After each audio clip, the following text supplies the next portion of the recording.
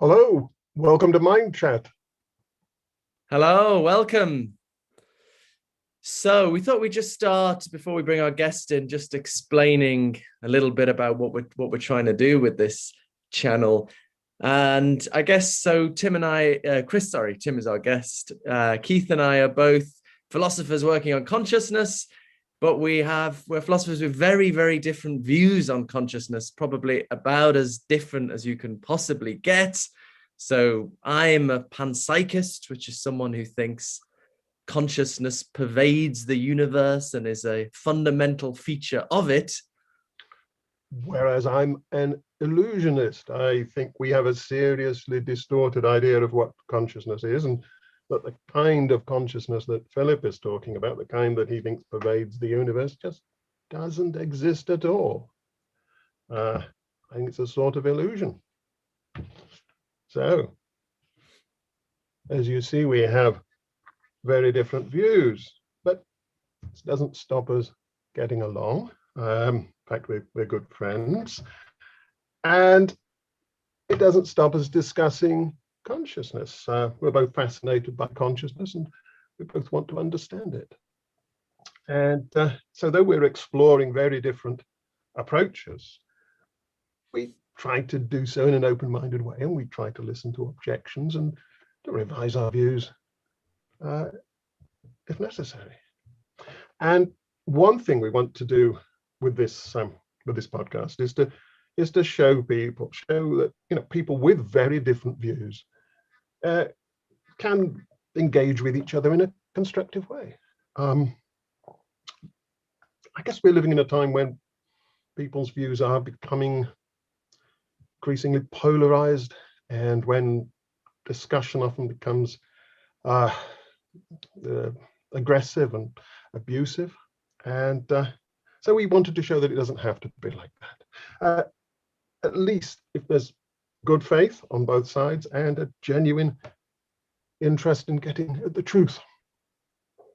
That's what you think the aim is, Keith. My aim is actually trying to persuade you to become a panpsychist. That's the whole aim of this for me. But no, I'm only joking. Good luck with that. Yeah. We have another aim as well. Philip will explain that one. Yeah. So I think that's one thing we're trying to do. But also, I think we really want this to be very, very accessible. So we want. We have in-depth, we're going to be interviewing scientists and philosophers, but we want this to be, some in-depth interviews, but we want it to be really, really accessible to people who might be curious about these things, but might have no background in the science of consciousness or the philosophy of consciousness or both. So we're going to try and avoid jargon, and where jargon does come up, try and explain it. So we really have that aim. So they're the two aims really of what we're trying to do. So we're going to do one of these a month. And we've got 6 months of guests lined up so far. So I'll just very quickly run you through those. So we've got first 2 months on the philosophy of consciousness. So the two classic positions, which we're going to explore, are dualism and materialism. And today we're going to do dualism with our guest, Tim O'Connor, who we'll bring in a moment. And next month, we're going to bring on Janet Levin, who's a materialist, to defend that or explore that position. Then we got 3 months on the science of consciousness. So we've got the neuroscientist Christoph Koch, who's a prominent defender of the integrated information theory of consciousness. Then we've got Matthias Michel, who's a philosopher, but a philosopher who's very involved and informed and works with the neuroscience and thinks philosophy should be tied very closely to neuroscience. So we'll have him on. And then Anil Seth has a book coming out, and Being Conscious, is it? I can't quite remember. Anyway, we're going to get advanced copies of that, Keith and I, and we're going to read that and then talk to him about that. And then finally, we've got, back to the philosophy, Helen Yetta Chappell, who is an idealist, roughly the view that mind or consciousness is fundamental and somehow underlies the physical universe. So we're going to explore her version of that. So that's the setup, really. So I guess without further ado, we can bring in our first guest, which I will do now. Hello. Hello, Tim. Hello, Tim. Thanks for joining us. Yes, Yes, thank you for having me. thank you for being our first guest. Could you begin perhaps just by telling us a little bit about yourself and what you do? Sure. I'm a philosopher who has central interests in basically the nature of the human mind and its capacities. Also have kind of big picture interests in kind of reality as a whole, the nature of the cosmos, and kind of what the fundamental nature of reality is, kind of theism versus naturalism as kind of overarching metaphysical worldviews. So I go for all the big questions: mind, God, consciousness, the will, that sort of thing. Fantastic. That's what we like. So Tim, you're on as our representative of dualism. And if viewers or listeners have heard that word, they might associate it with the view that consciousness takes place in the soul, a supernatural entity distinct from the physical workings of the body and the brain. The view sometimes called substance dualism, perhaps most famously exemplified by French philosopher René Descartes. So, I mean, when I sometimes explain substance dualism to people, I say it's a little bit like, for the substance dualist, the relationship between the mind and the body is a little bit like the relationship between a drone pilot and their drone. You know, you control your body and you receive information from its sensors, but fundamentally you and your body are different. The mind and the body are different things. So that's the kind of classic substance dualist position. But your dualism, it seems a little bit different from that. Could you maybe tell us a bit about your dualism in contrast to that classical variety? Sure. I mean, the sort of dualism you describe, it's interesting. Psychologists, at least some psychologists, have suggested is a very intuitive picture. Paul Bloom, psychologist, says we're natural born dualists. He thinks there's good evidence that this is just the default way of thinking about ourselves that human beings have for whatever reason. But it doesn't sit well with a kind of evolutionary picture of the origin of human beings, it seems to me, or even just facts about individual development over time, right? So if you're a dualist and you think of the mind as being the bearer of a fundamental substance, a mental substance of some kind, sharply distinct from any physical substance, including your brain, then you have to think of that substance as coming preloaded whenever it appears on the scene, preloaded with the full range of capacities that we have, or that adult human minds have, the capacities to engage in abstract thought, to have a rich range of experience of the sort that we enjoy, and various other kinds of capacities that we associate with the mind. And the problem is, if the mind comes on board whenever you want to time it, right, late in utero or something like that, when conscious experience begins, it seems very odd to say that immature developing fetus is capable of doing calculus. It just needs its brain to catch up somehow for to interact properly, right? It seems no, it just has no such capacity whatsoever. There's a smooth development of increasingly sophisticated cognitive capacities as the brain matures. That's the most plausible interpretation. So dualism, it's hard, because on the dualist picture, the mind is a simple substance. It's hard to tell a developmental story internal to it. That's the fundamental problem. The brain, we know how to do it. The brain is actually growing and expanding and differentiating in increasingly complex ways. And it's just hard to see how you can tell such a story on the dualist picture. So that for me is a fundamental empirical problem with the dualist picture. But on the other hand, I'm also inclined to think that the capacities of mind that we are acquainted with from the inside, so to speak, are not plausibly identified with purely physical capacities of complex brains that no doubt causally subserve those mental capacities. So we have a rich range of conscious experience that is very hard to identify those experiential states with complex physical states of the brain. We grasp meaning consciously. While we can understand information encoding in physical systems, sort of grasping of meaning is not something that it seems like you can plausibly identify with any sort of digital, say, encoding in computers or any analog of that, any kind of physical encoding of information. We're purposive. We act sometimes. We often act on autopilot through subconscious mechanisms, but sometimes we consciously intend to engage in certain activities. Like right now, we're intending to have this conversation, so we purpose to be here at a given time and to do that. And that conscious purpose, again, seems like a fundamental capacity. So these sorts of capacities of mind, on the one hand, they don't seem plausibly identical to purely physical capacities. On the other hand, they seem intimately dependent on physical capacities. We seem to be psychophysical unities in some sense.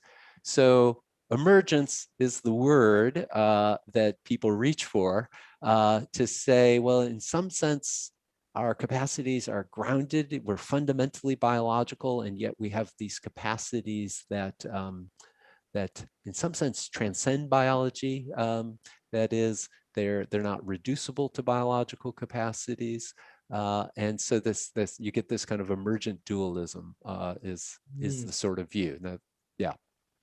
So that's really interesting. So I should have said at the start, I think how we're going to do these discussions is, for the first half, we'll just explore your position and really clarify it, and then we'll move on to probing the kind of motivations and why should we go for this over other theories of consciousness. So you've mentioned some things like we can't identify consciousness with physical processes, so maybe we'll save debating a little bit about that till later.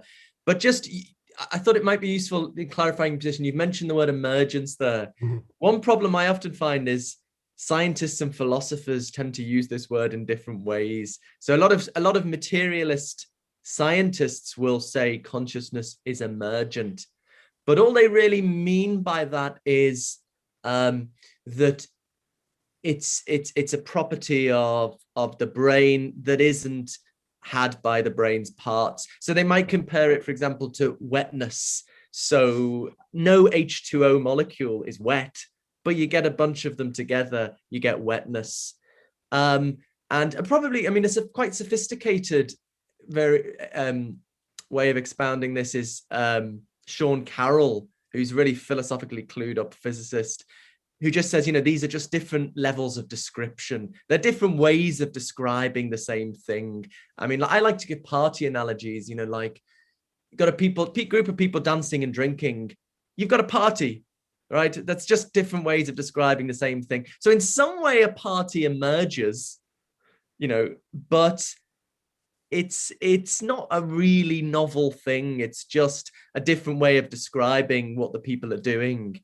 And it seems to me when you're saying emergence, you're meaning something much stronger than that. It's not just emergence in the way a party emerges from people dancing and drinking, or wetness emerges from H2O molecules. So could you clarify the sense in which your emergence, what you're saying, emergent dualism, is much stronger than what a materialist like Sean Carroll would mean when they say consciousness emerges? Yes. So, right, that sort of weak emergence, you might say, that Carroll is describing, we see that all over the place in the world. It's simply a matter of interesting patterns of a high level sort, right, of a structured sort, appear in the world when certain kinds of stable arrangements of underlying stuff happen. Chemistry, biology, just looking at the shape and the characteristic activities of trees outside my window. These are emergent in the sense that you can describe what's happening there and not know anything about the underlying physics, right? You invoke higher level concepts to describe what's going on. It's, you know, a painting. Painting is little bits of paint, right? You think of that as the correlate of, you know, the fundamental physics, but then all of a sudden, you know, an image appears, right? Now that painted image is not constituted by anything other than little bits of paint. I mean, in some sense, you fix all the little dabs of paint and you've got your image. You don't have to do anything additional to get the image. The image is nothing over and above as a physical object. It's nothing over and above an arrangement of little bits of paint. So that's sort of weak emergence. That's the world around us, and the middle-sized world around us that we inhabit. The strong emergentist idea, which is more controversial, would be a more interesting kind of high-level pattern, is the idea that there's a certain sort of, there are powers or capacities of wholes, structured unities, such that those powers are not fixed by the underlying elements and their arrangement. That is, they're in some way, the whole is shaping the behavior of the very stuff that constitutes it. There's a two-way causal traffic going on, you might say. On the elements of the system generate these emergent kinds of capacities, and they're required to sustain them. So if you break up the structure, you're going to lose these emergent powers altogether. And yet, as the system unfolds, its behavior unfolds over time,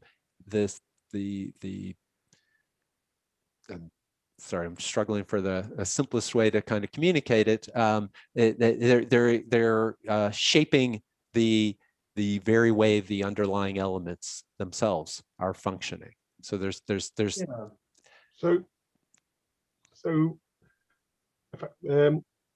So if I was a neuroscientist and I was looking at the activity of the brain in great detail, I would see things unfolding in the brain there according to what I knew about its previous state, physical state. But I should also expect to see influences there that were not fixed by the previous state of the brain. I'd expect to see something. You said there's a two-way causal influence. So yes.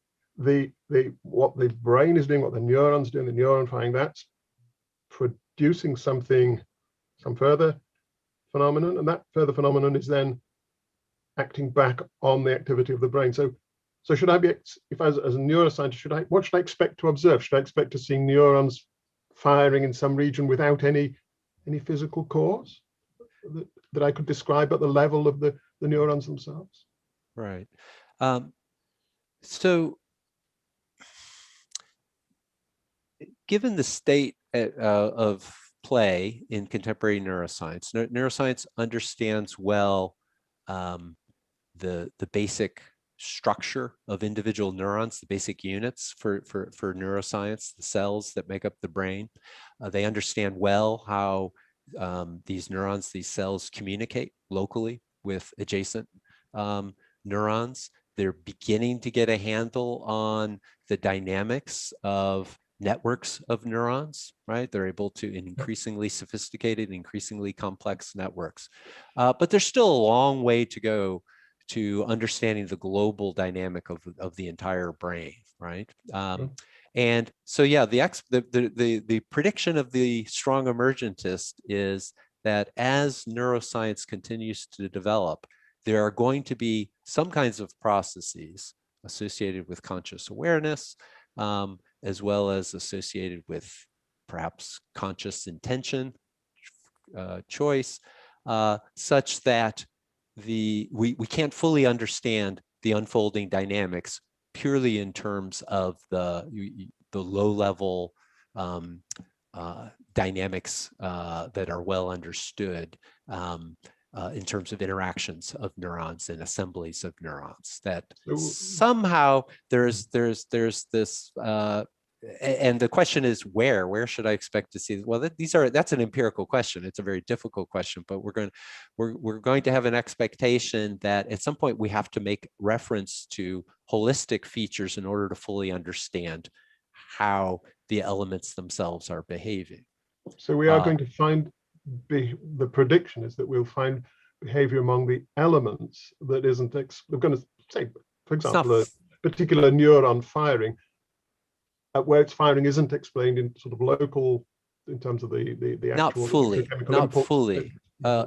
Right. It's not as if neurons cease to function the way they do and have the causal powers that they do. So it's as if you have this additional component force, if you like, that supplements the underlying dynamics in certain kinds of ways.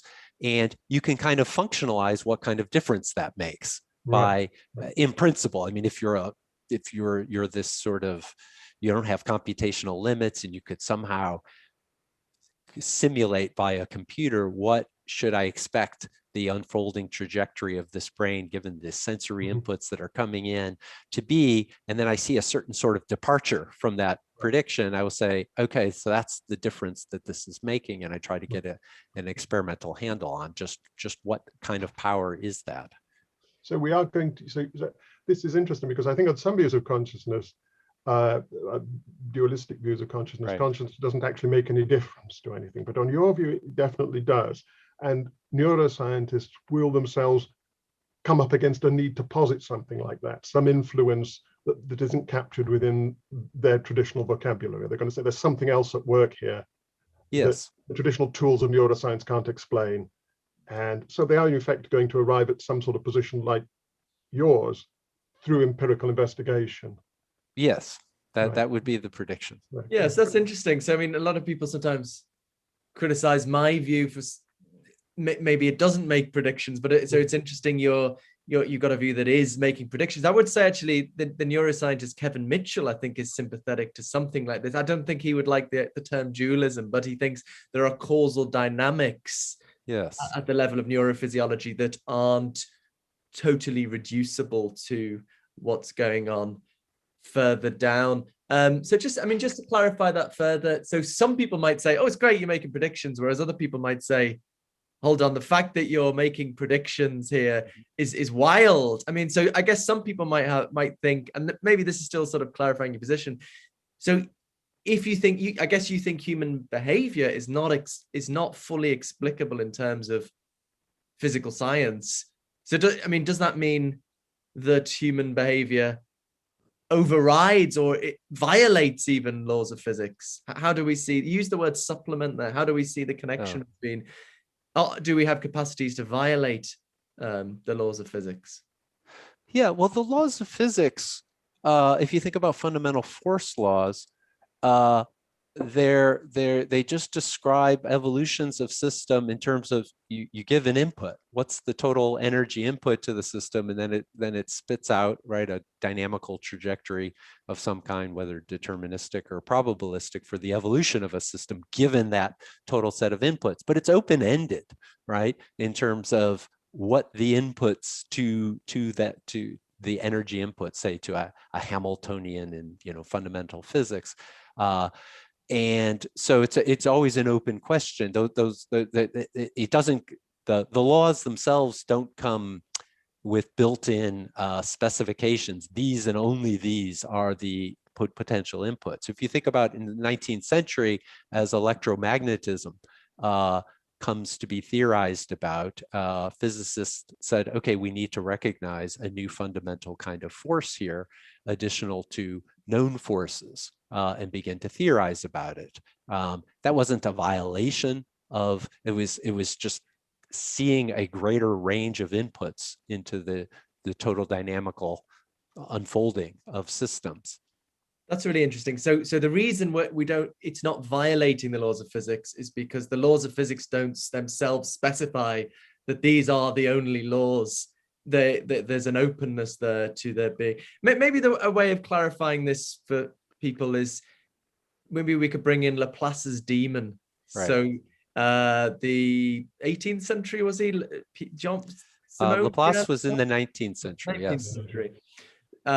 French physicist who had this idea of he didn't call it a demon, it's a super intelligence that knows all the fundamental physical particles and fields.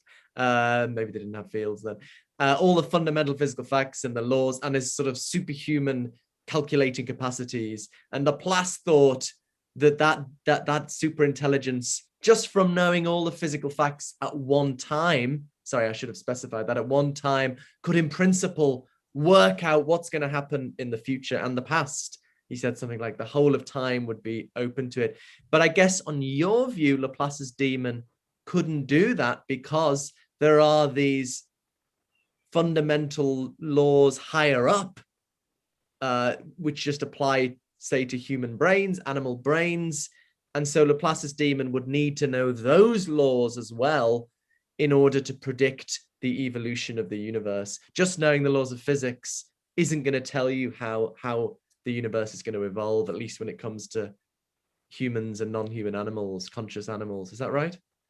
Yes. So, right. So if you imagine Laplace's super intelligence sort of seeing the unfolding history of the cosmos, and it ignores structures, large structures like stars and planets and so forth, because it just does it all in terms of fundamental physics, and it has no computational limits, right? So it tracks trillions of fundamental entities and how they co-evolve, and it understands the dynamic principles. And so it just sees things going along. Nothing surprises it, even though macroscopically interesting things are occurring, right? But that's all weak emergence, right? It's the fundamental physics is driving the development of large-scale behavior. And then lo and behold, at a certain point, it's shocked to discover, wait a minute, in certain regions associated with a particular type of structure, these what I thought were the complete dynamical principles are not fully explaining what I'm observing here. There's a certain measure of departure from what I would have expected, right? And then the thought is, well, if this intelligence continues to observe, right, it sees that, oh, in other regions where I have similar kind of structures, it needs to be able to identify, well, under what conditions precisely does this happen? And then what difference does it make? And because it's a super intelligence, it can quickly fold in the difference, the departure from prediction, into a kind of more comprehensive theory of what's going on. But this more comprehensive theory requires reference over certain macroscopic structures, certain local structures, and certain properties that it needs to attribute to these systems in order to continue to explain what's happening now in these special sorts of regions. So now it's got a largely microphysical picture of how things are unfolding. And then there are pockets here and there of irreducibly macrophysical influence interacting with the ongoing microphysical dynamics. And that's the story of reality as far as it can tell. I'm just wondering here, is history on your side here? It's not a kind of coincidence that we've arrived at this picture where we talk about physics as being the giving the fundamental picture of reality. People used to be quite happy to posit all kinds of other forces in nature, like a vital force that animates living things, and that it makes, so you can put together tissues and things in the dead tissues in a certain way, and you create a body like a Frankenstein's creature, but then you've got to animate it with this. It's got to have this further force that needs to come in to animate it. And scientists used to take that very seriously in the 18th and early 19th centuries, but then gradually they, as they began to understand the processes involved in finer and finer detail, they saw that they didn't. And isn't this how we've arrived at this pared down picture of reality as containing, what is it, 4 or possibly 5 if this new research is right, fundamental forces, the things that you absolutely have to posit in order to explain the stuff that we see going on? And isn't there looking at history doesn't suggest that this consciousness force, as it were, this mind force, will go the same way as the vital force.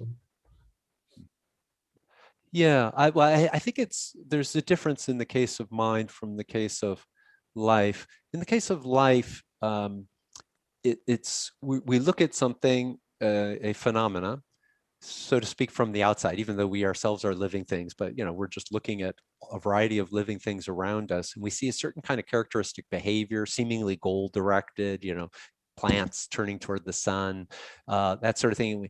And it seems fundamentally unlike anything in non-living material systems. And we can't see how that kind of behavior could be just the consequence of very complex laws of motion in the matter that constitute the living things.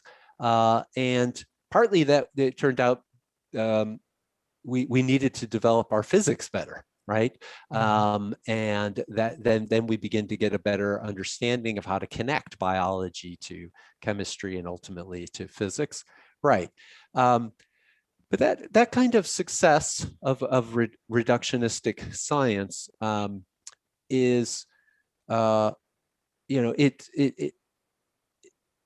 it applies to a kind of crude, you might say, picture of the world as just having fundamentally different kinds of phenomena in it that are just inherently different.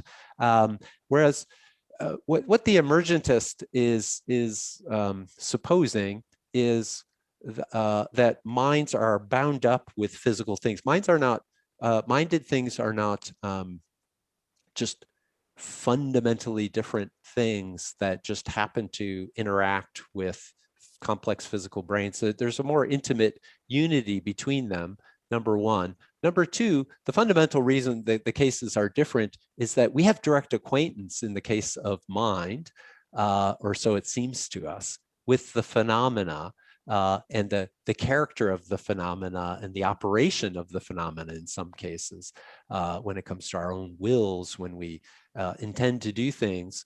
And so we sort of see the phenomena from the inside, so to speak, and that's what creates such a fundamental mismatch.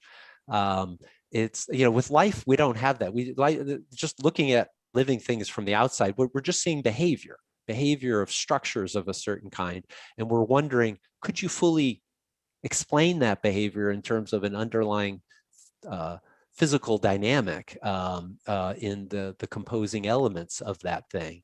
And if you say we draw blanks, no, we don't know how to do that, you're tempted to say, okay, there's a fundamental macroscopic living force. It's just, that's what's doing that, right? But that's an explanatory hypothesis that might give way when we get more sophisticated with our underlying science. But so we have gotten more sophisticated with our underlying brain science, right? I mean, since the 1950s, brain science has expanded enormously. And so now we have a flourishing enterprise going on, but the more we understand about the detailed structures that constitute our living brains, the less we see how to connect what we're theorizing about with this kind of very different sort of range of features that we're acquainted with in conscious experience. And well, I'll pause there because I see you're skeptical. No, let you. Exactly. Champing at the bit, I suppose. There's something I was going to ask you later, but I'll ask it now because it's a good opportunity. So I think we can move on now to the challenging section, haven't we? Nicely. Sorry, go on, Keith. You mentioned acquaintance here, this introspective first-person perspective on our own minds. That minds, we have this inside perspective on our own minds. We don't just think about minds as features of the world of the objective world. We actually inhabit a mind, and we know what a mind is like from the inside. Well, the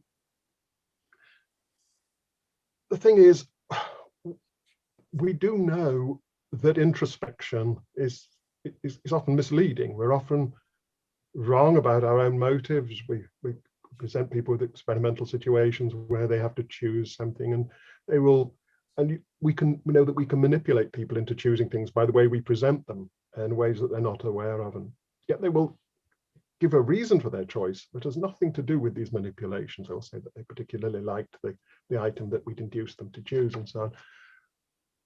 I think introspection itself, we can certainly tell stories of scientists can tell stories about how we come to have these beliefs about our own minds, the kind of mechanisms that are involved in producing these reports. And given that, what reason do we have? Maybe we have some reason to take these reports at face value, our intuitions about our own minds, maybe, yes, we start with, but have we reason to trust them to the degree that we actually start positing something that's completely new in the universe just to explain them? That's the, can we trust intuition to that degree, I think, is the question I want to press you on. Yeah, so I guess we need to distinguish, and what we don't often distinguish just in ordinary thinking about the mind, are what we're directly acquainted with, in terms of just what we're consciously aware of, what kinds of states we're in, from certain explanatory commitments that we also have about our mind that sometimes are, misguided, right? Or based on a naive understanding of what's going on. That is what's generating some of these states, or what kinds of factors, unconscious factors, are contributing to these unfolding processes, including processes of will, right, and choosing. And so I think that's quite right? I don't know all of the unconscious influences that are impacting the way I'm perceiving options available to me, and even my inclination in a particular context to go this way rather than that. But I am aware of the fact that I'm consciously contemplating those options, right? That's not an explanatory construct. That's just a state of mind that I am aware of. I'm aware of a conscious formation of an intention. All right, when I resolve, okay, I'm doing this, and I begin moving in that direction, even if I'm not fully aware of the various factors that causally influence the formation of that intention. So it's a kind of, there's a mixture, right? So our minds are really curious hybrids, right? There's all these unconscious kinds of drives, hormonal influences, kind of just old mammalian machinery, as neuroscientists like to say, that you can see in very simpler animal forms. And then, we have this late stage, evolutionarily speaking, set of more sophisticated capacities that somehow have gotten tacked on top of that machinery. And it also involves a kind of greater degree of self-awareness than we have any reason to posit is true in simpler living systems. And so there's a curious kind of interaction, but we have a kind of, it is very natural to us to have a kind of naive, simplistic picture of ourselves within that context. And so I think science can correct a lot of faulty assumptions that we make as part of that picture, but still the phenomena are there, right? The look of a colorful object, right? That we recognize, normally sighted human beings, that a blind person can't access, even though a blind person could be a fully competent visual neuroscientist, right? Just to pick one familiar type of example, that's just a quality of my experience at a given moment. And that's not something that I posit for explanatory purposes. That's just that I have this immediate acquaintance with it. Now, I could say to myself, well, you might say, well, you believe it, right? you believe that you have an experience that has this certain ineffable kind of quality that unless you yourself experience it, you can't grasp what that quality is. You have that belief, but maybe that's a mistaken belief. And I think if I were a materialist, I do think that's the way to go, right? To say there's a kind of pervasive illusion in conscious experience, and maybe try to theorize about why are we subject to that kind of illusion. But at the end of the day, I can't go there and say that we're subject to this pervasive illusion. One reason being that I worry about our epistemology of the world, to use the philosophy term epistemology. How we come to understand what reality is like. It seems like we begin in experience. Right, experience is at the base of our understanding of everything, and then sounds good to me. We begin to theorize. Of course, on top of that, it's not just all given to us in experience, but theories are built ultimately out of our believing we have a reasonably reliable access to the character of our own experiences. You know, a scientist looking at a measuring instrument and saying, this is the experience I'm having now, reporting their results, communicating, being aware of their intentions and communicating with one another, this highly coordinated activity that is science, this ongoing activity. It seems like it's built on a certain assumption that we do have a grip on what's going on in our own minds. To a certain degree, we may also have faulty beliefs, and I think we do. We are prone to faulty beliefs about the character of our minds, and so we can learn things. And we can learn things that poke through certain kinds of illusions that we can have about ourselves and about our minds. But pervasive illusion, in the sense of the whole way we are tempted to characterize conscious experience itself, is shot through. To say that that's shot through with illusion, then I begin to worry. Well, what are the parts? Right. Presumably, if we're going to go that route, we're not going to want to deny that we have experiences. We're just going to say experiences aren't of the character that we naively suppose them to be. But then we have to tell a story. Why should we believe we have experiential states of this other sort if they're not populated by the qualities that we take them to be? How do we begin to, neuroscience is way far downstream in terms of our understanding of the world, right? It's a product of a long unfolding picture. Where does that whole activity get? How do we get there? How do we get to this story if we suppose that we don't have any kind of immediate awareness of the intrinsic character of our experiences to begin with? Don't we get there by starting with a bunch of beliefs about the world around us rather than beliefs about our own minds? I mean, the way that we start doing science is by, just trusting our senses and forming a bunch of beliefs about the world around us. I mean, if we're, common sense, the common sense view, I guess, is that we're aware of colors and shapes and sounds and things out there in the world, not of mental versions of those colors and shapes and sounds that are in our minds. I mean, you get to that view by doing a bit of theory. The science perhaps tells you that those colors and shapes and things aren't really out. The colors and sounds and things aren't really out there. There's just matter vibrating and reflecting light and so on. And so you think, well, where are these colors then? Well, must be in our minds and so on. And then you think about illusion and so on, and you get the idea that these are the things that you can really be sure of. But we do science by just trusting our senses, what it tells us about the world, and building on that. I don't think we do it by trusting our introspection and building on that. I'm inclined to say that our conception of introspection is definitely built on something that's happening inside us and that we're sensitive to.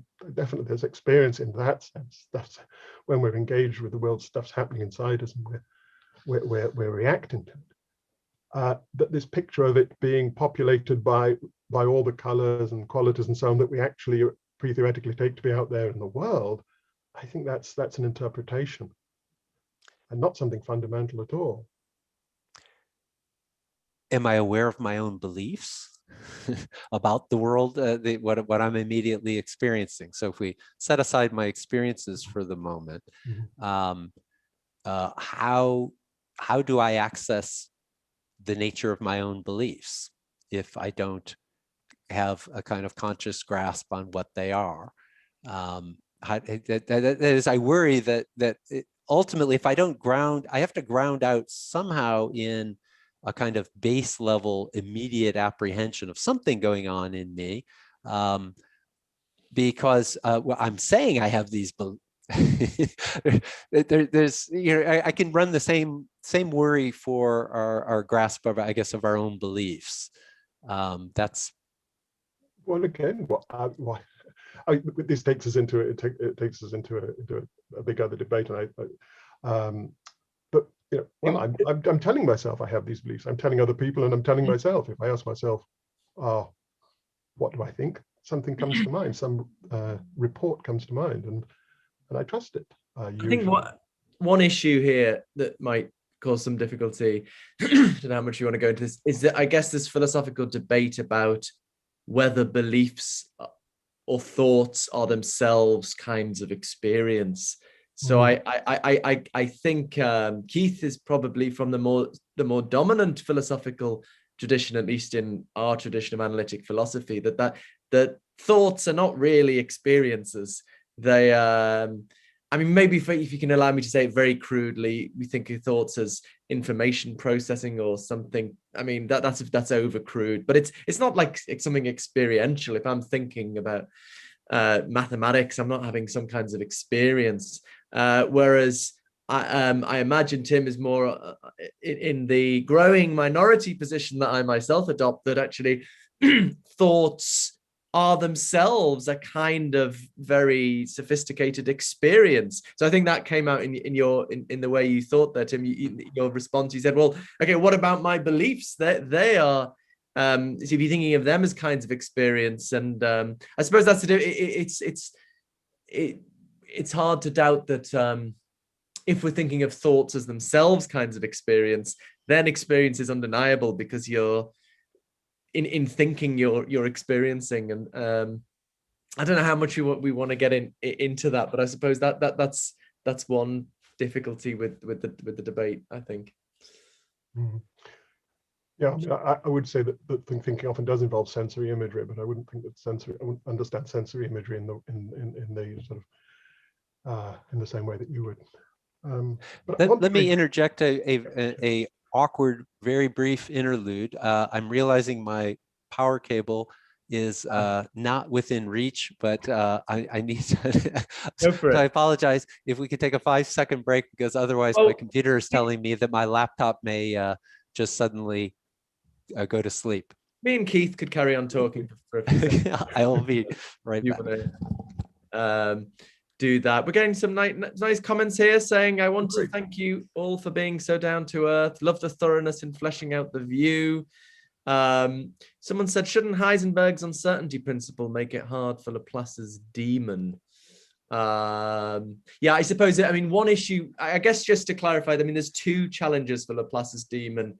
So quantum mechanics obviously is a challenge for Laplace's demon if there's some kind of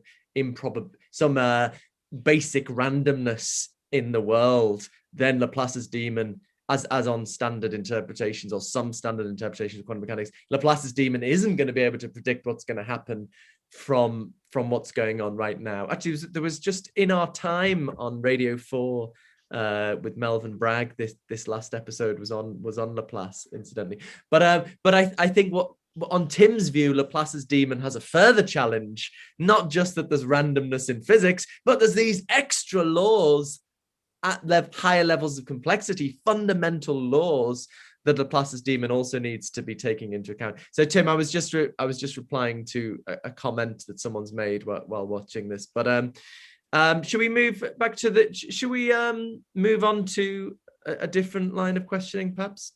Would that be? Yeah, can I try something? Yeah.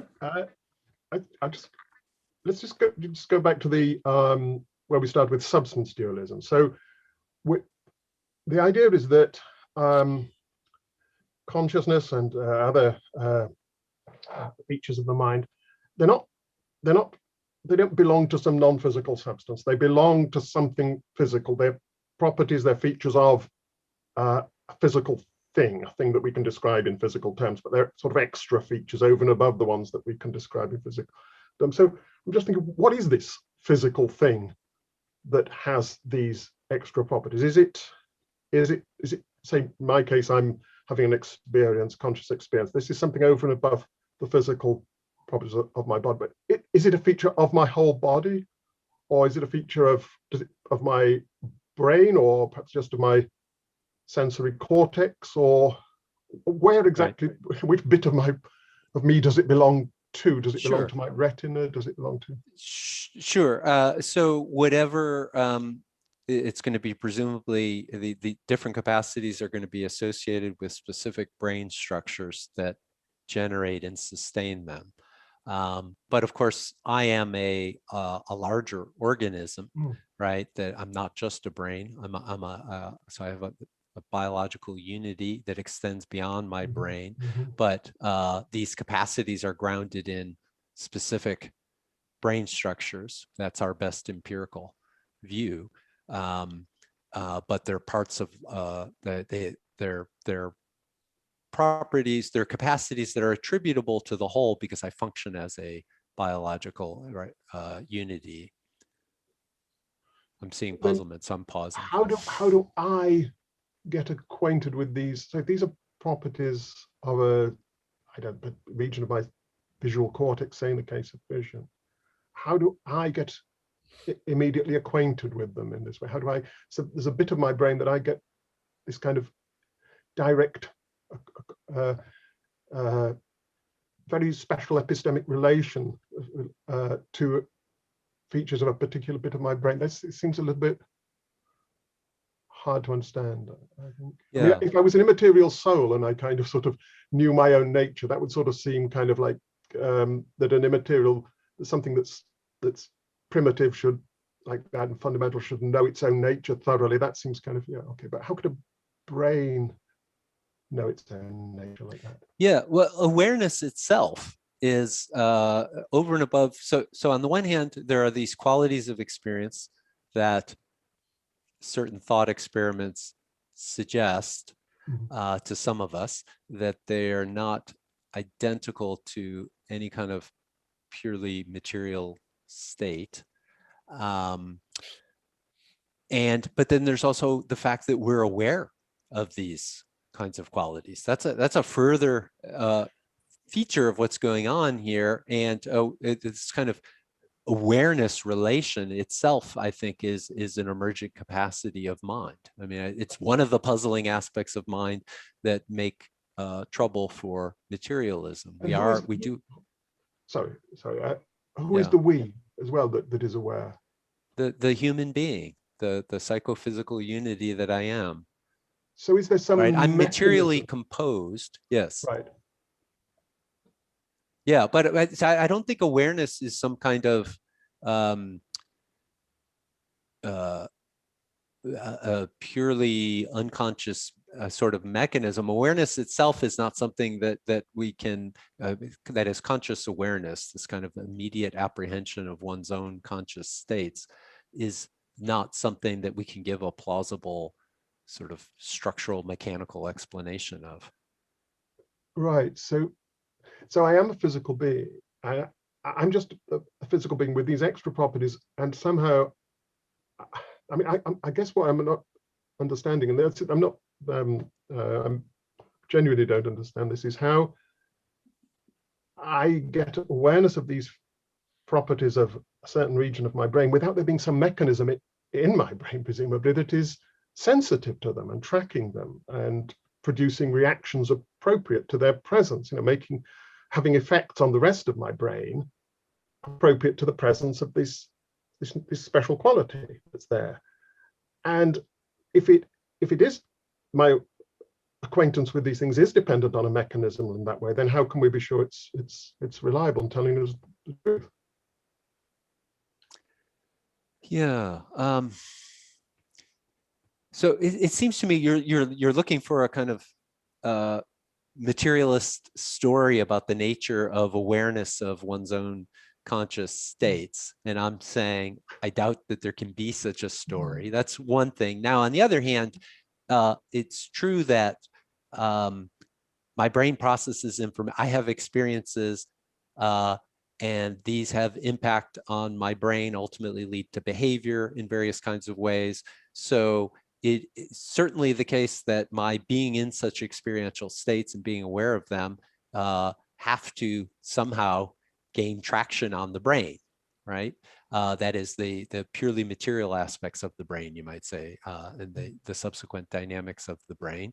Right, and so there's going to have to be a story about that interface, right? Yeah, but that's going to be an empirical story, how that goes. But I agree there has to be some such story to be told, right? Why is it that I'm able to reliably report that's a bit of physical behavior, engage in this about what kinds of conscious experiences I'm having right now.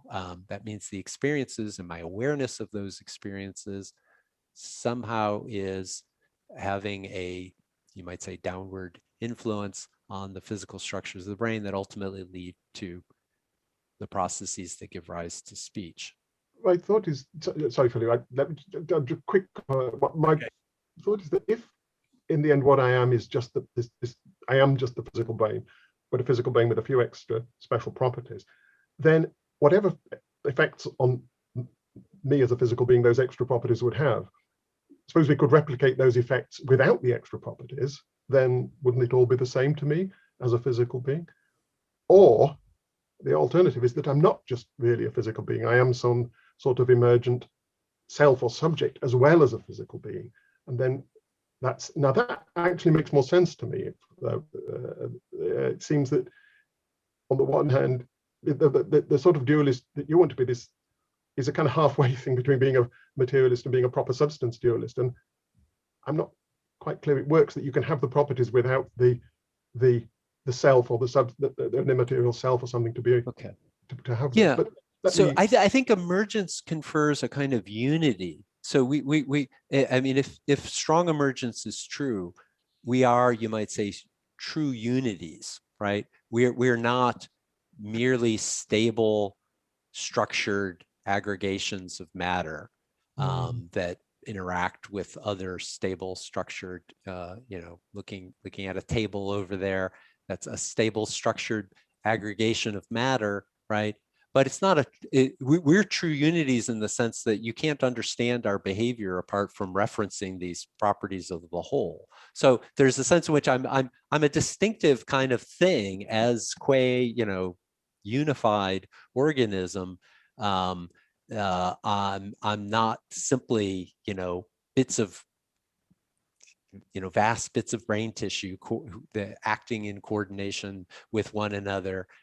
So there is a kind of emergent self, you might say, but what I want to resist is the idea that it's a distinct kind of substance that bears a suite of capacities in its own nature, right? And then it interacts with the brain, which has its suite of capacities, given the kind of structured physical object it is under the right conditions of life and so forth.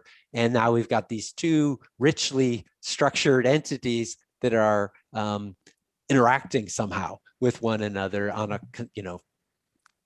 constant basis. There's a two-way traffic going on. I want to say, rather, I'm wholly materially composed. So I'm a wholly materially composed object, and have on the one hand very complex physical states, including dynamical states of my brain, but I've also got these emergent conscious states and emergent conscious capacities. And so there's an interaction going on within one wholly materially composed system. See, this. I'll let Philip come in. Yeah.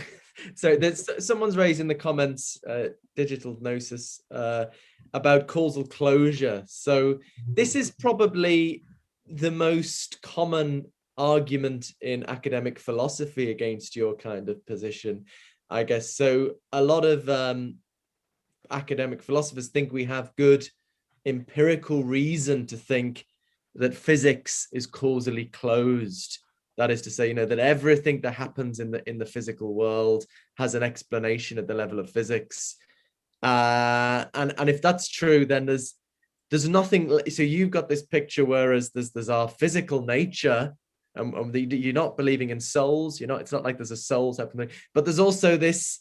I don't know if you want to use the word non-physical, but there's this extra nature that emerges that is really a radically new kind of thing. It's not like wetness. It's not a different way of describing what was already there. A radically new layer of reality emerges and does stuff, right?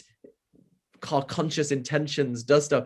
But if the basic physical level forms a causally closed system, that everything that happens at that level has a cause at that level, then there's nothing left for your new stuff to do, right? Because all the stuff is covered by the stuff at the level of physics. So your new non-physical nature is rendered epiphenomenal, as the jargon goes, which just means it doesn't do anything. It sort of floats around, doesn't actually do anything. So how do you respond to that very, very common argument that is extraordinarily influential? I'm not sure how much it influences sort of scientists, but it certainly is a lot of philosophers just assume that, assume causal closure.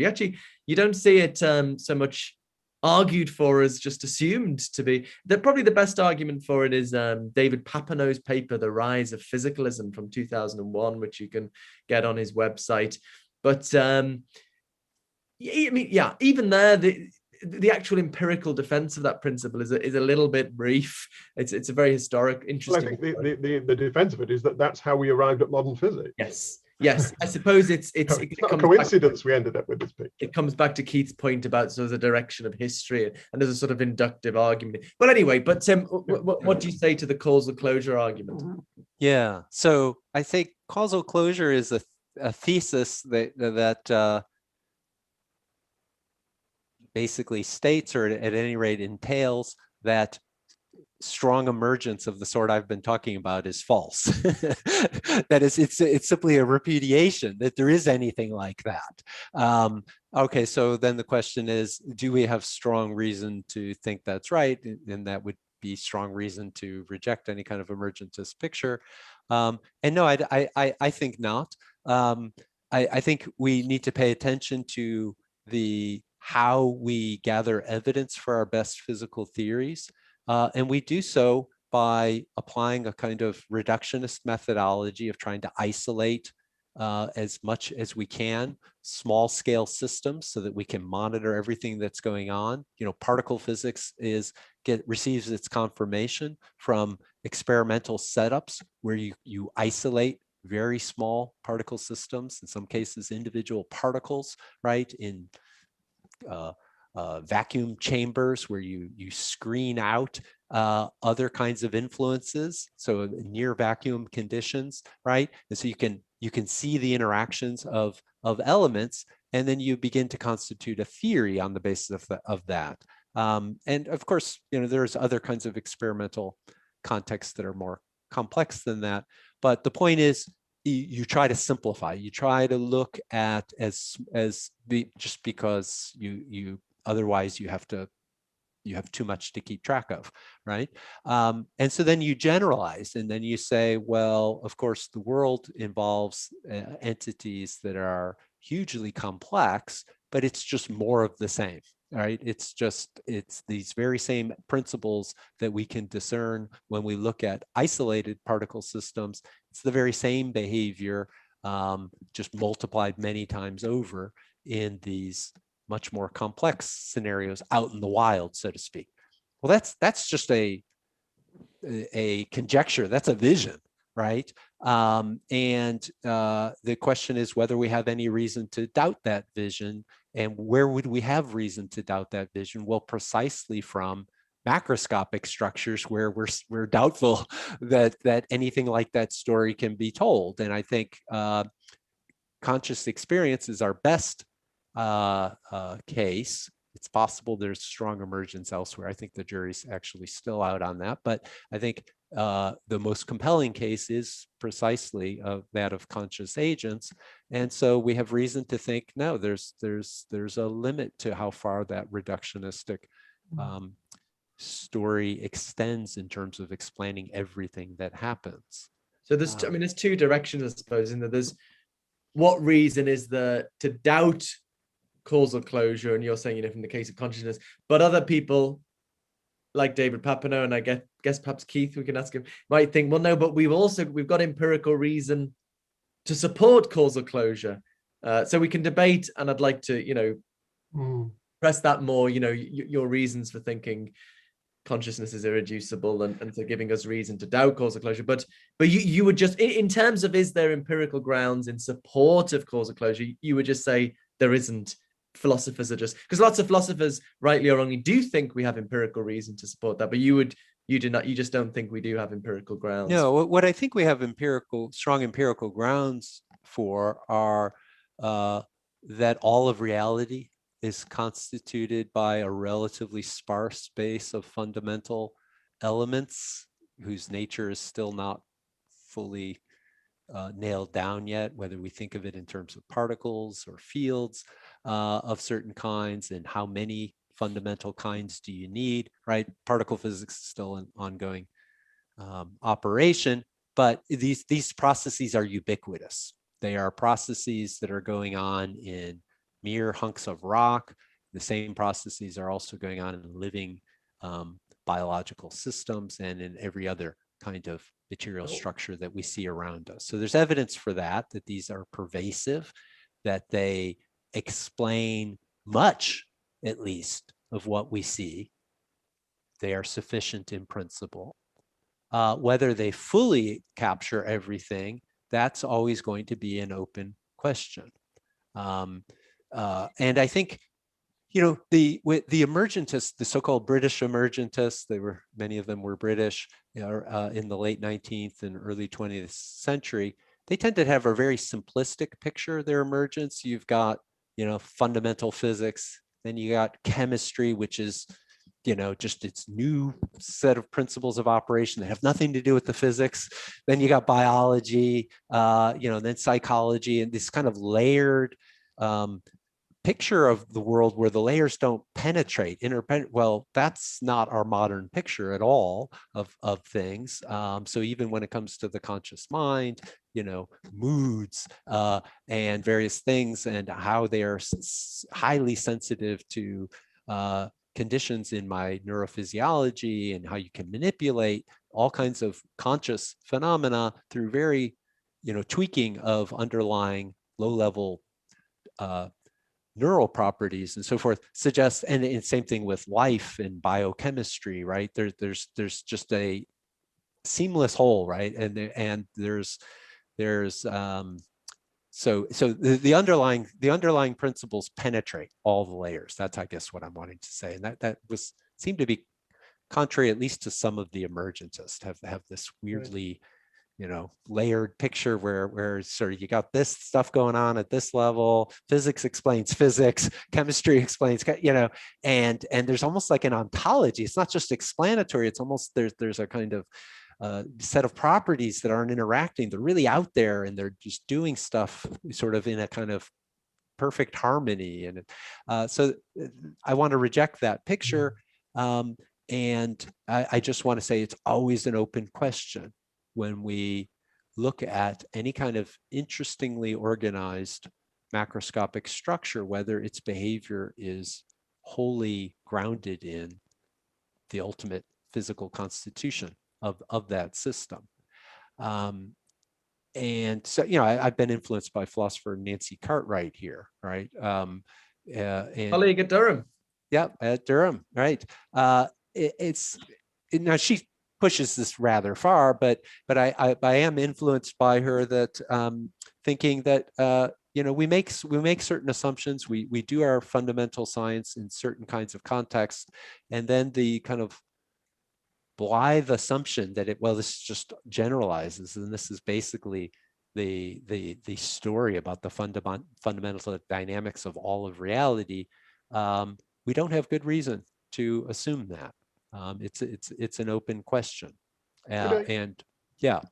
Sorry, I just, maybe one reason we do have for taking this at least as a working hypothesis is from thinking about engineering. I mean, we can engineer complex systems from an understanding of how the components work, and they do what we expect them to do.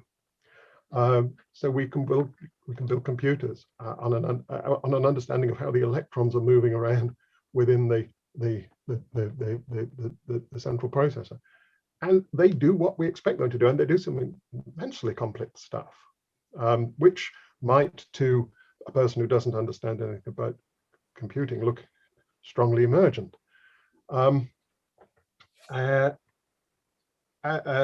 So this penetration and so on, and this universality look to be pretty reliable, and in fact assumptions that we have to make in order to do that kind of engineering. We just can't do it if we don't make that. If we just sort of put together components, just hope that this extra property pops into existence, then, well, that's not a strategy we can follow. And that brings us on, I think, to the question of artificial consciousness. Supposing we were able to create a robot, an artificial intelligence that had the similar sorts of sensory capacities and information processing capacities that we do, and we could construct that on a basis of an understanding of the fine-grained circuitry and so on that we needed to do that. And it was, it was reacting to the world pretty much like a conscious being. Now, from your perspective, what would you predict would happen? Would you predict that this consciousness would emerge in this artificial system, and therefore that we would see changes in its operation, in the way that the circuits are working that we hadn't predicted? We'd say, well, it's starting to do some weird stuff now. Or would you predict that it just wouldn't emerge in those systems, that there's something about our human biology that's crucial? What's your take on that? So if we were able to produce artificial systems whose behavior was as sophisticated, say, as adult human behavior, rich verbal, behavior that's obviously informed by very complex cognition of various kinds and rich range of experience and all that, we would be building a extremely sophisticated device if it's got that, again, behavioral kind of match, that would be functionally as complex as a living human being, human organism. And we're not in a position now when it comes to the human organism to say, okay, we know what's going on exactly in terms of all the neurons and how everything's functioning, and we can predict exactly what kinds of conscious states this being is going to go into now, just based on this kind of seeing, getting these massive numbers of neuronal inputs and their dynamics and so forth. And we've got an account for how that grounds different kinds of conscious states. And we can't do that now. And so we wouldn't be able to do that. My prediction would be, if we had this sophisticated, something that was kind of behaviorally isomorphic to a human being. So it's not as if, I mean, the way you were describing the thought experiment, it's kind of like, yeah, like this engineering, we know exactly how this thing works, right? And detailed, we're building it precisely so that it yields these sort of things, and nothing surprises us. We've got this nice bottom-up kind of understanding. I say we're not there. If we were there, we would be in a position of actually testing emergentism when it comes to human beings, because we would have this marvelous capacity to be tracking literally trillions, right? Huge numbers of elemental units and their dynamics, and we can't do that. Well, arguably we're pretty close to creating to some not human level, but some more basic animal sensory capacities. Yeah. Perhaps at an insect level or something like that. And of course, I don't know what you want to say about consciousness in non-human animals. In fact, that might be just a good question to ask. Do you think that consciousness emerges? Well, in which creatures does it emerge? Emerges in us, And where else? Is there a hard line in the animal kingdom where these features emerge and where they don't?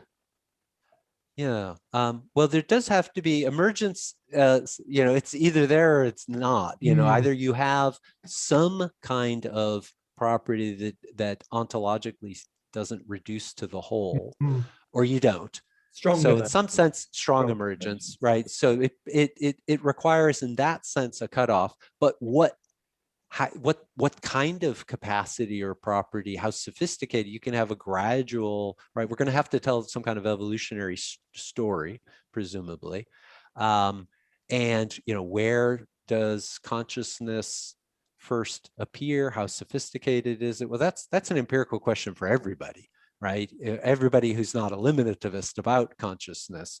It's a challenging question, because we don't have access to animal minds directly in the way we do in our own case, but what we do have access to are behavior facts as well as comparative anatomy, right? And plausible hypotheses about the kinds of neuroanatomical structures that subserve consciousness in our own case. And so then we can be very confident in other mammals, right? That we have a kind of conscious life going on there. Although, famously, when we begin to consider mammals that have kinds of sensory capacities that we don't, what exactly the character of that conscious experience seems like it's impenetrable to us, at least to a degree. Maybe structurally we could have plausible guesses about the structure of their experience in certain ways, but the actual qualities of the experience may be a little bit impenetrable. I'm referencing here, sorry for the uninitiated, something like Thomas Nagel's musings about echolocation in bats, which because it's a somewhat different type of sensory modality than anything we have. So I've lost where I was going, where that was feeding into your question. So aware consciousness, right? So it seems like having a central nervous system is plausibly a necessary condition on consciousness, at any rate, as a purely empirical hypothesis. Whether there could be something that's not, that's for you might say non-artificial consciousness. But now you say, well, wait a minute, we can introduce artificial organs, right? And we can contemplate scenarios where we can replace components of the brains, macroscopic size perhaps, based that are non-organic, but they interface with the organic parts of the brain in functionally equivalent kinds of ways. How would that impact consciousness? Good question. I think it's plausible that the functional architecture of the brain is relevant to the conscious experiences and the structure of conscious experiences. So my conjecture, but it's an empirical conjecture, that strong emergence is sensitive to purely functional kinds of forms of organization. And that some people have misgivings about that. You're saying, you're positing, the appearance of fundamental qualities sensitive to functional structure, but I think that's a plausible thing to say if you're a strong emergentist, given what we think we know about. So that kind of looks, if you are a functionalist, if you think that consciousness just is a functionalist process, then a functional process, then you're kind of going to say, well, that's kind of convenient, isn't it? That these two things always go along together. Maybe there's an inference there to there being the same thing. But, well, you see, I mean, the philosophical conversation about consciousness, I think, took a weird turn very early on, the recent, because a number of dualists about consciousness were at least open to epiphenomenalism.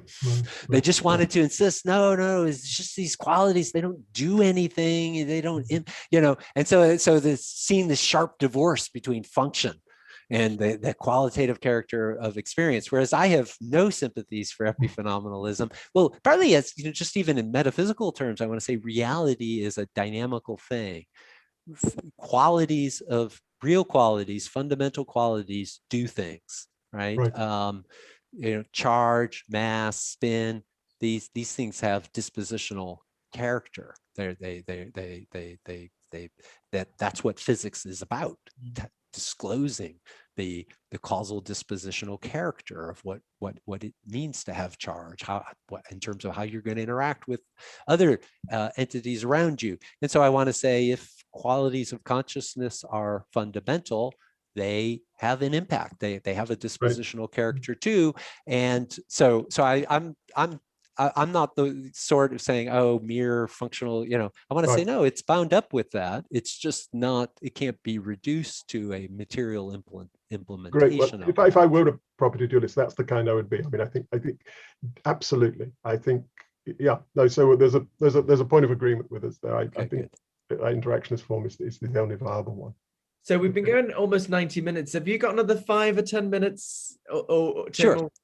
So, I mean, I guess I'd like to I just say to people, actually, I meant to say, we in preparation for this, we read Tim's paper, United but Not Uniform, which we'll try and get a link to. If there isn't one at the moment, connected to this video, which is a really great paper, short. Strongly recommended. Yeah, laying out in a quite accessible way Tim's view. I'd just like to press you maybe on coming back to the motivation on 2 points, I suppose, so I guess Keith's been pressing you from his illusionist perspective. Why should we believe there are these internal qualities we seem to be acquainted with? But I'd like to press you, well, in 2 ways. I'd like to play devil's advocate and just press the more conventional materialist position, if I may, and just get, I mean, we'll maybe going on too long. I just get how you'd respond to that a bit. Clearly, people might be interested in that, but also from my own kind of panpsychist perspective. So just starting with the more conventional materialist perspective, I mean, I guess it's broadly agreed that we don't yet have an explanation of consciousness in physical terms. But what would be your argument? I guess a lot of people listening and watching this might think, okay, it's just another unsolved problem of science, right? We can't yet do it, but how can you rule out that we will one day, again, coming back to what Keith said about looking at the direction of history, we will one day have an explanation of these, of consciousness in physical terms, and then we won't need your extra non-physical properties. Why not assume that's a direction? How do you rule out that that's a direction science will take, so that we will one day get a physical explanation of consciousness? Yeah, the reason I would rule that out is we know in abstract terms what kind of story we're going to be given. It's going to be positing some kind of rich structure, physical structure, yoked with some kind of theory about the dynamics of structures of that sort. How those kinds of structures unfold, right? And so I can say to myself, and we know that the structures are enormously complex at their fundamental level. They have to be. It'll be a enormously neurally complex kind of structure. And so I say, okay, so whatever the details of that story are, can that kind of rich, complex structure map onto, will it yield, if I'm told a story of that sort, in the abstract language of neuroscience or even a more fundamental science, is that going to capture, is it even going to speak to the qualities of the experiences of the other conscious mental states that I undergo? Is it going to capture what I take to be the kind of purposive formation of intention that I also think poses a challenge to materialism? And I think we can just see from the outset that no, it's not going to do that unless, except by brute force, except by being told, look, this just is what you're talking about. It's this really complex thing. You don't see it.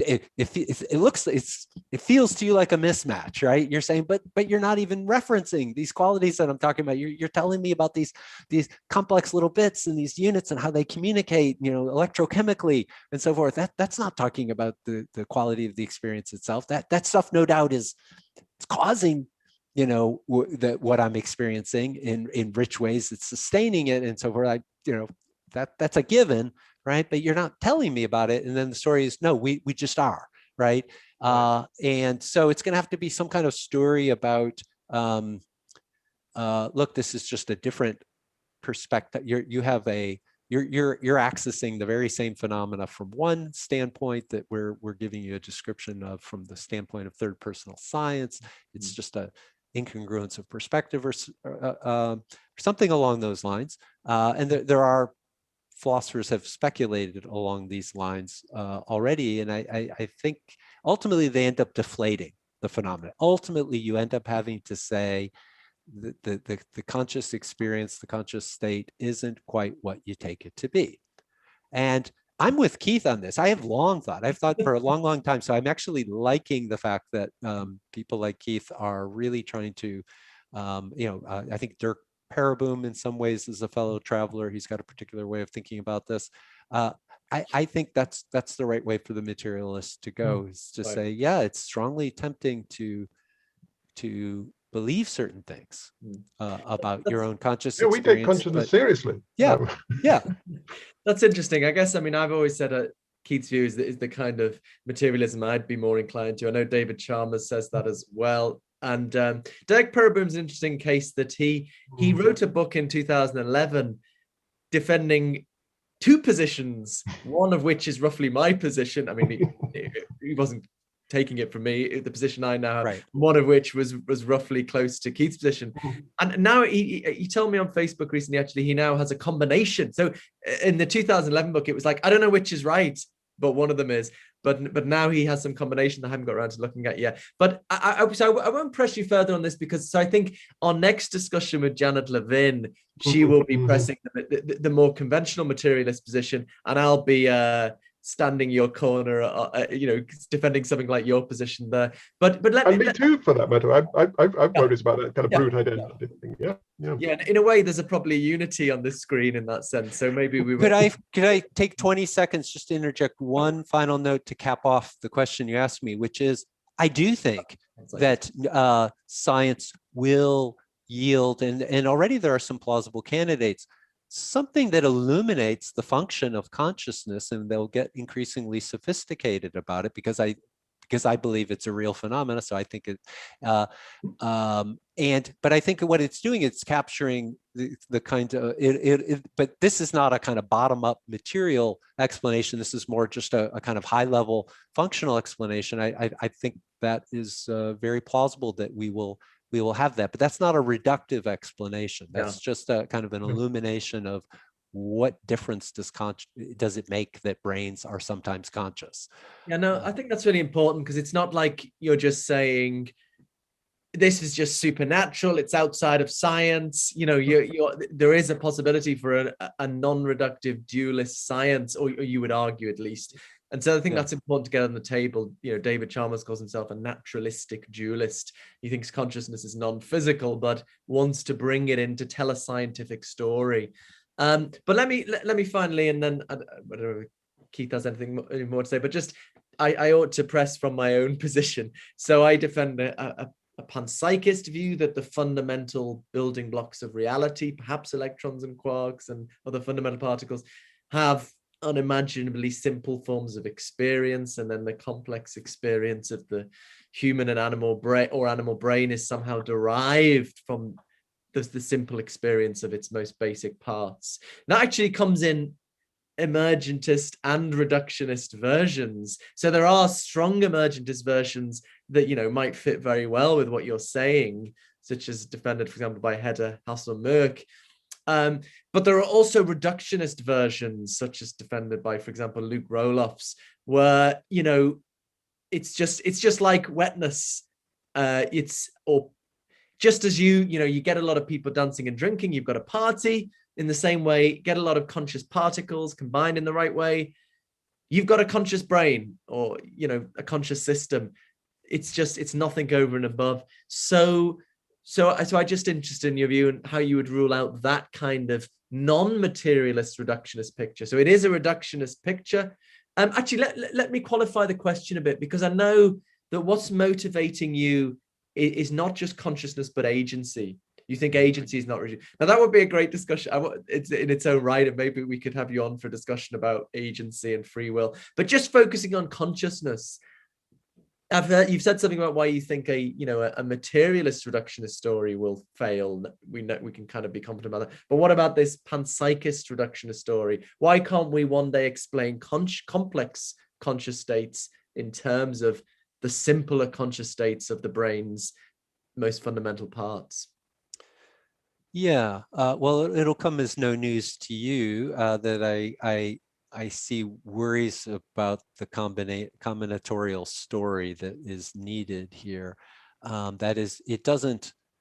If we're dualists and we think we have immediate access to the qualities of our conscious experience, they don't. They have structure. There's a lot of structure going on. Just focusing even in on my visual experience right now, kind of colors and shapes and relative sizes and orientations and so forth that populate my visual field. But that structure gives out. I can zero in on a smallish region of my visual experience where it's relatively homogeneous patch of red. Right now, I'm looking at an object with a red surface. It seems really, really simple color-wise. Subjective color, perceived color-wise. For the panpsychist, that's going to correspond to something enormously complex. And that's telling that story is, I see a real problem. And I begin to worry, when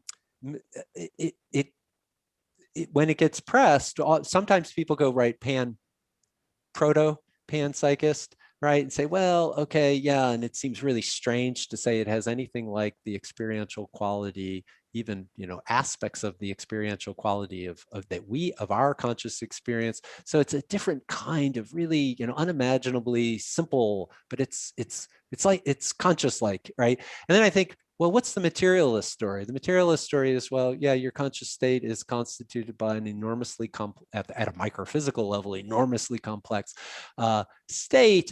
And there are qualities of those microphysical constituents that they're physical qualities. We don't, right? But they're the kinds of things that, when combined right, constitutively yield conscious states. And the pan-protopsychist, which seems to me a little more plausible, it begins to sound an awful lot like what a standard issue materialist might say. At least that's my suspicion. Okay. And if you find the standard materialist story implausible, that is, if you've got these dualist intuitions that lead you to reject materialism, then the pan-proto-psychist story is going to seem similarly implausible. Okay, let me have one more go, and then I'm definitely going to stop. Yeah. So it seemed to me what you were getting at there was not so much maybe the combination problem, which is sort of, well, there's different meanings we can attach to that. But if you think of the combination problem is, how do lots of little minds make a big mind?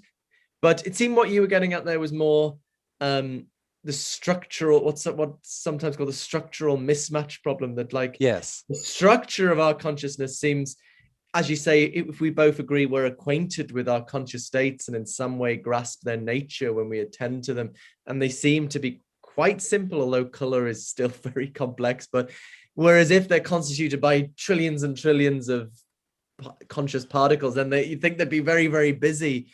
So that is a deep difficulty. I've got things to say about that. Luke Roelofs has got things to say about that, but I'm not going to go into that now. Instead, let me try and just say what's defend the pan-protopsychist position. So suppose this is the view that there isn't consciousness at the bottom level. There's some nature that's not consciousness, but somehow in the right combinations grounds consciousness, constitutes consciousness. And the challenge is, well, what the hell is it? But I mean, what some people are like Daniel Stoljar or Tom McClelland are happy to just say, well, we don't know. Why should we've got no way of penetrating into the intrinsic nature of a particle. We don't know what it is. But we know that it somehow constitutes consciousness in our brains. Now, why you say that's just physicalism, but it's not physicalism, because they agree with you that you can't explain consciousness in the terms of physical science. So it's not just physicalism. They say there's some other mysterious stuff. We don't know anything about it. But and if you go that way, then you don't have the empirical risk of your picture coming back to causal closure. If you go for these strongly emergent properties, then they ought to show up in science. They ought to make a difference. And if it turns out they don't, then maybe the pan-protopsychist position will be the way to go. When we're not conceding that you can explain consciousness in terms of physical science, but we're still giving a reductive picture of consciousness. It's just that we don't know. Because we don't know the fundamental level of reality, we don't know what we're reducing it to. How would you rule out that kind of position? Yeah, of course, a lot is going on there about the nature of explanation. There's and I don't want to say that the pan-protopsychist view is structurally identical to what any materialist might say. I'm saying there is a way of being a materialist that is very similar. If you say, look, there are conscious states of the brain, that have features that are intrinsic features of those states. We're not talking in terms of functional character of those states, and somehow in experience, we are sensitive to that intrinsic quality of these highly complex physical state.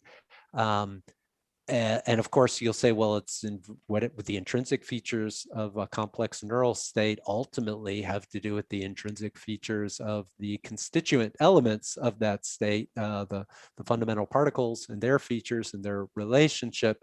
So I'm thinking like a Sidney Shoemaker style, for those who know, he's weird, believes in qualia, but is also a materialist, wants to insist. He tells a certain story that I think the pan-protopsychist story would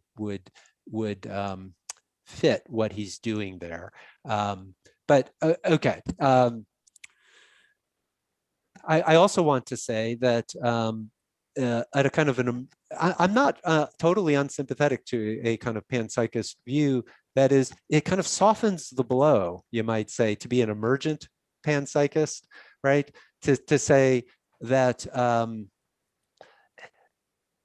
qualitative character is ubiquitous. There's something at least somewhat like the qualitative character of conscious experience everywhere. So it's not this radical duality. If all you were concerned to do was to say conscious experience is real, that it has a certain kind of qualitative character, and it's not captured in standard physical scientific terms. If that's all you're, as you say, I have other kinds of things that push me to a somewhat stronger view.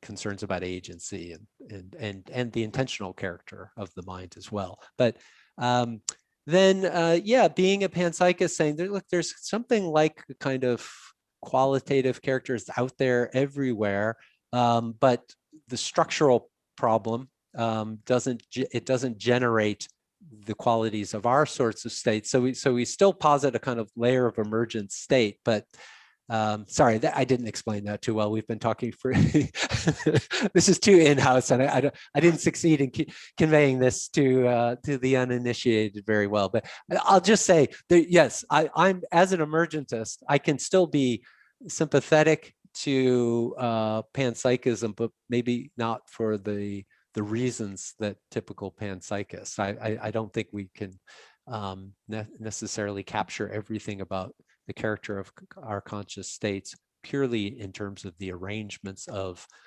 conscious-like states of the constituting matter of ourselves. Brilliant. So have you? Well, I think it's been a fantastic discussion. Are we all right? What do you think, Keith? Are you happy to?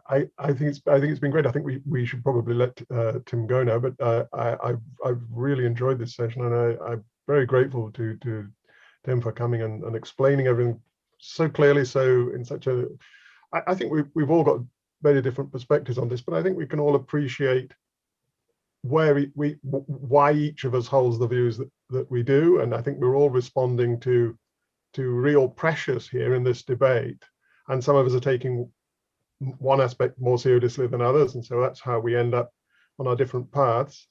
But I think we all agree that this is a really fascinating subject, and that we all want to try and get the best angle on it. Sure. Yeah. Well, yes, I agree, and I've really enjoyed the conversation. Thank you very much, Tim. Just to say to people watching, don't go, stick around, because me and Keith are going to have a little chat after our discussion with Tim. But thank you very much, Tim. That was really fantastic. Thanks for taking so much of your time. All right. To join us. Cheers. See you again soon. Yeah. Bye. Okay. Well, what's coming up here? How did you find that, Keith? I thought it was great. I had a great first guest. I think we were very lucky to have Tim as our first guest. He did a great job. And yes, if I were a property dualist, I think I'd be very tempted by that sort. I think it's that sort of view. Yes, he doesn't de-psychologize consciousness in the way that you panpsychists do. I mean, I can see the attractions of that sort of de-psychologization, or complete separation from psychological function that you want to do. And it does have some advantages. It doesn't have this problem of there being a sharp division between those creatures who are conscious and those who aren't, and consciousness suddenly kicks in at some point. But I think if consciousness should be doing something, I know you've got a story about this, but I think I'd be in it. I'd be on his side if I weren't a physicalist on this. What about you? How did you? Yeah, I really like I like the way he's got if you look into his work as well, he's got a really worked out position that's worth looking into, whether you agree with it or not. Ultimately, he's really thought this through. It was interesting what he was saying about his disagreements with it, which I hadn't realized, with the 19th century emergentists, people like Broad and John Stuart Mill, I think, as well, and who thought consciousness and life, I think they thought as well. Well, they had the kind of strong emergentist position, arises from the physical, but is something genuinely new. But he has a more integrated, unified picture, and he's really thought through how we understand causation. So, and he understands the objections to his own position. He understands the alternatives to it very well. He doesn't discount the problems. He embraces them and makes his own view more sophisticated in response. And I read his article on emergence in the Stanford Encyclopedia of Philosophy, and I thought it was a lovely piece of work, very fair to all perspectives. A lovely piece of work. Perhaps a bit technical for some people who are just beginning, but it's a really good, thorough discussion of the topic. So you're a little bit closer to abandoning materialism. Yeah. I think that's it. Yeah, come on. Not at all. Not at all. Not at all. We'll get you by episode. I appreciate why you want to go there. Believe me, I do. But I want to explain why you want to go there without actually going there. I think it's very tempting, but we can explain that. Yeah. So I think the purpose of the final bit is what we're going to say about what news has arisen in the consciousness world that's attracted your attention or something. What is that? Right. What has been in the consciousness? Well, I saw some people mentioning this new, possible new force, new basic physical force, fifth force, which some people are calling. I think there's a proposal to call it flavor. I see some people joking about, is that going to explain consciousness? Not very hopeful for that myself. I know some people do think that we're going to have to go down into the basic physics and to new kinds of physics to explain consciousness. And I can understand why, because it seems a puzzle and we don't seem to be able to explain it within the current scientific picture. So maybe we just need more advanced science. I think that's kind of, I think that's misunderstanding what it is that we need to explain. It's taking seriously the idea that there is something extra here that needs explaining, and that needs some new physical forces or something to explain it. What do you think? I guess it doesn't really matter what the fundamental entities are, so long as they're conscious. I think we might be kind of agreed on this point, because panpsychists, at least the kind of panpsychism I defend, you distinguish between the point is that physical science and physics just tells us what matter does and doesn't tell us what it is, whereas consciousness is a matter of what matter is, considered independently of what it does. So learning this new potentially this new physics, I mean, it's absolutely fascinating. I'm really obsessed by physics, but it's just, I mean, I don't want to say just, but it's just more about what matter does. And the panpsychist thinks, those kinds of facts about what stuff does aren't going to explain consciousness. So it's a little bit like, actually, there's a lot of attention recently some attention to some scientists who think consciousness resides in the electromagnetic fields of the brain rather than the neurons. And then some people think that helps understanding how consciousness could be physical, because I think the idea is sort of electromagnetic wave is somehow kind of less solid, and it seems to fit with the sort of ethereal nature of consciousness. But then from my perspective, that already makes the mistake of thinking that physical science is telling you what matter is when we're thinking of fields as opposed to particles, that we get some grip on what it is. Whereas from the from the panpsychist perspective, you still don't really know what it is. So I'm not sure whether that does help. Although I do. Did you have any thoughts about that stuff? Well, I agree with you. I mean, we have this in the electromagnetic fields. I haven't read much about that, but my attitude is similar to yours. That we have this conception of what of consciousness is, which I agree with you that we have this conception. I just don't think the conception refers to picks out anything real. And it's certainly not, you're not going to, if you have that conception and you take it seriously, you think, there's something in reality that corresponds to that conception, you're not going to find something in physics that corresponds to it, or indeed in any physical construction. It's not like you're going to find some sort of really weird, spooky physical particle that somehow is I think you've either got to take it seriously in the way that that you and other property dualists do, or say no, it doesn't. It's kind of illusory. We've got a bad conception here. But that conception itself, I don't think you can do justice to that within a physicalist picture. Yeah. So we're probably agreed on that. We'll have to get where we're actually. That's where we agree. Yeah. Have you been? I recently finished this book, the idea of the brain by Matthew Cobb. All right. Which in fact really enjoyable, which is a kind of intellectual history of our scientific understanding of the brain, and starting off from where we thought the mind was in the heart, and from a lot of history, most of history, we thought it was in the heart, and but the sort of take-home message actually is we hardly know anything. And what I got from it is something it's been growing on me the more I talk to neuroscientists, is that we sort of understand a lot about the basic cellular level, how neurons fire, calcium chambers, action potentials. Yep. And we understand a fair bit about large scale functions, but what we're kind of almost clueless on is in between, how large scale functions are realized at the cellular level. Right. And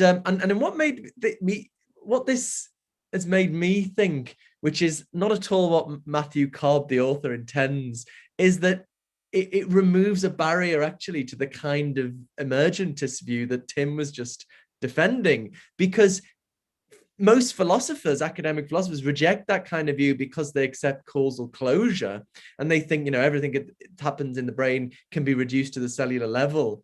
But if it's right that actually we really have little idea about how the large scale functions of the brain are realized at cellular level, then we're not in a position to know whether there's any kind of non-physical influence or so that doesn't mean we've got good reason to believe Tim's view, right? You've got to distinguish, arguments for and arguments against it. It doesn't mean we've got good reason to believe it, but I think that does perhaps remove the most common argument against, to my mind at least. Although, just to repeat, Matthew Cobb, I mean, he's kind of very skeptical of the philosophy as it comes up, and so that's not a lesson he'd like to draw, but it was a lesson that I kind of drew reading his book. I don't know. Yeah, but still, if there is this two-way influence, even if these large scale features have a causal influence on the unfolding of the system, then it is going to have to show up at the fine-grained level. It's going to involve neurons firing without a complete local explanation in terms of the inputs to them and so on. And as you said, we do understand why neurons fire pretty well, I think. So it would have to be that picture that we have of the low level stuff isn't right, isn't complete. It's the latter, but not the former. So I think the way a lot of people spell it out is you think of the basic physics as ceteris paribus laws, or what happens all things being equal. So I mean, as Tim would argue, as argued in our discussion, the laws of physics, it's not written into the laws of physics that they're the only laws. So it's not that the basic chemistry is wrong. It's just that there are more forces or causal principles that kick in certain complex neural systems. Now, it seems to me that's an empirical question, whether that happens. To put it this way, that complement rather than contradict the basic chemistry and physics. That's an empirical question, and it seems to me what I've learned from this book is we just don't know enough about the workings of the brain to answer that empirical question either way, about whether there are new causal principles that aren't reducible to the basic chemistry. So I wouldn't say it means the chemistry is wrong. It's just it's not the full story. I think that's it's true that we don't know enough, and if we were to discover these kinds of effects that Tim is predicting, then I think that would change the position radically. I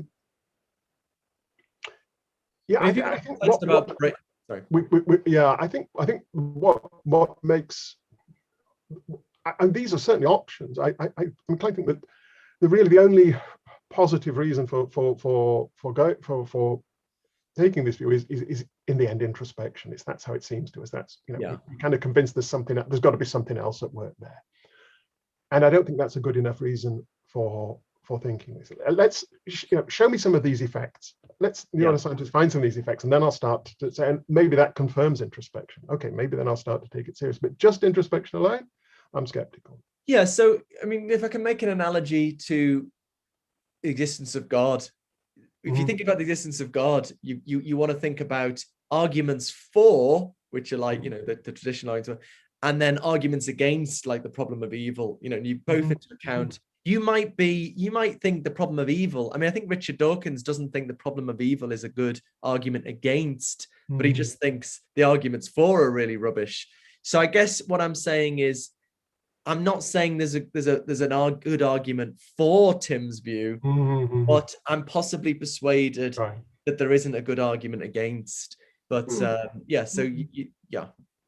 think most of the positions on consciousness are coherent. I'm not sure whether Qualia realism is coherent, but that's another issue. But I think structurally they're positing some extra emergent properties is coherent. I'm not sure whether they could play the role that Qualia is supposed to play because of the epistemological issues. But don't most philosophers think we know causal closure is true, and so we've got empirical reasons for doubting Tim's view? Well, I don't think we know it. No, I think it's a reasonable hypothesis to work on. And as I say, that's how we've managed to build computers and stuff like that, because we know how we can with these there's not going to be sort of emergent things that are going to interfere with the the dynamics of the causal dynamics of the thing we've created. But yeah, I think it's just a default hypothesis, and I think, as I say, it's not a coincidence that physicists have arrived at this pared down picture of 4 fundamental forces. They got it by getting rid of ones that they didn't need. Yeah. And the thing is, I don't think introspection is a good reason for revising the picture. Because we are weird creatures. We're creatures that can sort of give internal reports on our own. We can give explicit reports on our own internal condition. This is a weird thing to be. I mean, rocks can't do that, and plants can't do that, and animals can't do that.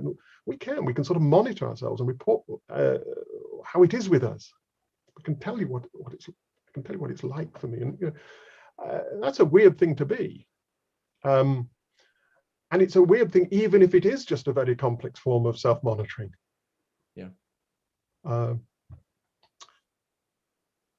Anyway, yeah, we're getting down to sort of. I think in the end it all really comes down to whether you believe in something like direct acquaintance with these consciousness properties. Yeah, I can go along with that. We could end on a point of agreement. Why not? Let's end on a point. Okay, shall we end on a point of agreement? Okay, what's the point of agreement? That it depends on the. Right. Sorry, I thought we were going to do the thing. Yes, well, that's one point of agreement, but I think, well, we also agree that wherever consciousness is where it is, and nowhere else. Okay, are we signing off then?